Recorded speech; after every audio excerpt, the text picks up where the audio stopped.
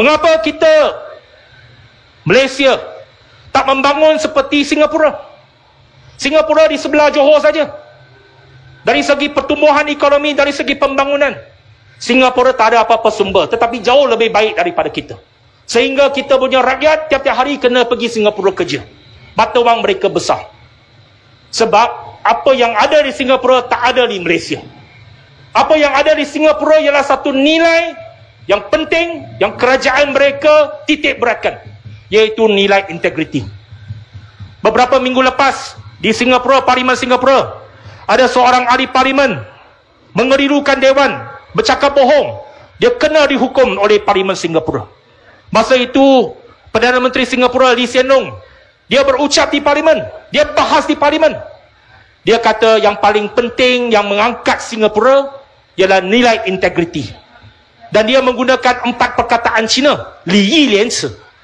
Apa maksud dia? Iaitu kita mesti pegang kepada integriti dan mesti ada sikap malu kalau kita buat salah. Tak payah orang tegur, tak payah orang cakap, kita sendiri rasa malu kalau kita buat salah. Itu di Singapura. Mereka ada nilai integriti. Itu sebabnya Singapura membangun dengan maju. Di Malaysia, kita sudah hilang nilai integriti. Kita ada seorang bekas pemimpin kita yang pernah menjadi Perdana Menteri. Dia panggil sendiri bosku sekarang. Saya tak anggap dia bos saya. Kalau siapa yang panggil dia bosku itu orang bodoh. Sebab orang sudah rasuah, menganggap dia bos lagi ke? Kita tak anggap dia bos kita. Tapi dia pergi berata tempat, dia datang ke Peling, dia ingat ramai orang suka dia. Dia cakap, apa malu?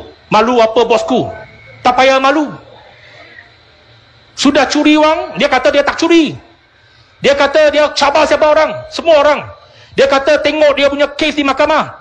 Dia bukan rasuah, dia kata. Dia tak ambil duit. Dia hanya dituduh menggunakan wang haram. Mengubah wang haram. Money laundering. Kalau tak rasuah macam mana ada duit untuk dironda? Mana ada wang untuk digubah secara haram? Jadi, yang penting tuan-tuan dan puan-puan, kita mesti ada nilai integriti.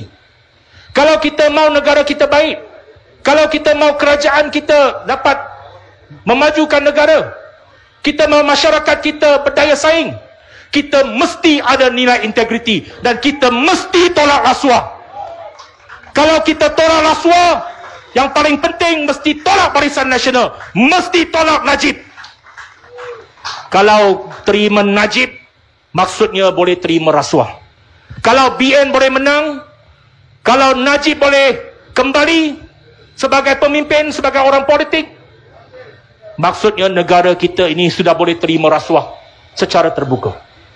Kita tak boleh terima rasuah. Kita mesti mendukung integriti. Itu merupakan nilai asas satu masyarakat. Kalau itu nilai kita lupakan, kita tak payah cakap.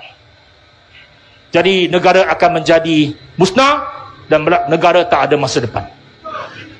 Semasa saya menjadi Menteri Pengangkutan, salah satu projek di negeri Johor yang saya amat ambil berat ialah projek ATS.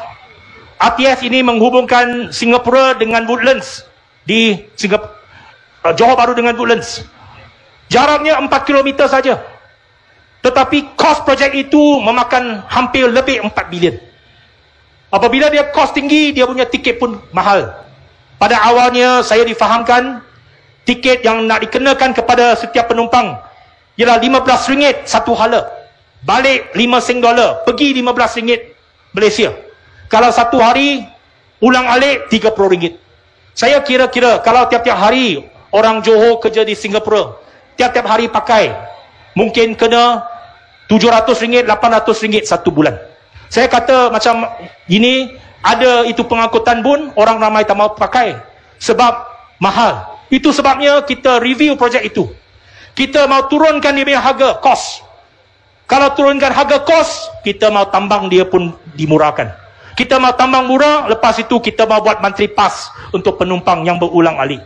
Tiap-tiap hari kerja di Singapura, balik ke Johor, ulang alik pakai mantri pas. Pas bulanan. PAS bulanan ini kita perkenalkan di Kuala Lumpur. Kita jadi kerajaan tak sampai 2 tahun. Kita perkenalkan PAS bulanan RM100 tanpa had. Mana-mana boleh pakai. Tiap-tiap hari boleh pakai berapa kali saja. Kalau Kuala Lumpur boleh buat, Johor baru pun boleh buat. Boleh buat PAS bulanan ini. Dan ini boleh ditanggung melalui kutipan route charge daripada kereta-kereta Singapura yang masuk Malaysia. Tiap-tiap kereta Singapura masuk Malaysia, dia dikenakan charge RM20. RM15 pergi ke Kerajaan Persekutuan, RM5 pergi ke negeri Johor. Wang yang dikutip itu 100 juta satu tahun sepatutnya digunakan untuk memberikan subsidi pengangkutan awam kepada rakyat Johor, supaya rakyat Johor khususnya yang kerja di Singapura mempunyai satu jaringan dan khidmat pengangkutan awam yang jauh lebih baik daripada sekarang. Jadi tuan-tuan dan puan-puan, kita bukan cakap politik saja. Kita mau kehidupan yang baik. Kita mau dasar yang baik. Kita nak bagi perkhidmatan yang baik kepada rakyat. Jadi tuan-tuan dan puan-puan, kita sudah tunjukkan bahawa kita mampu jadi kerajaan, dan saya berharap rakyat Johor boleh bagi peluang sekali lagi kepada Pakatan Harapan menubuhkan kerajaan negeri pada 12 Mac ini.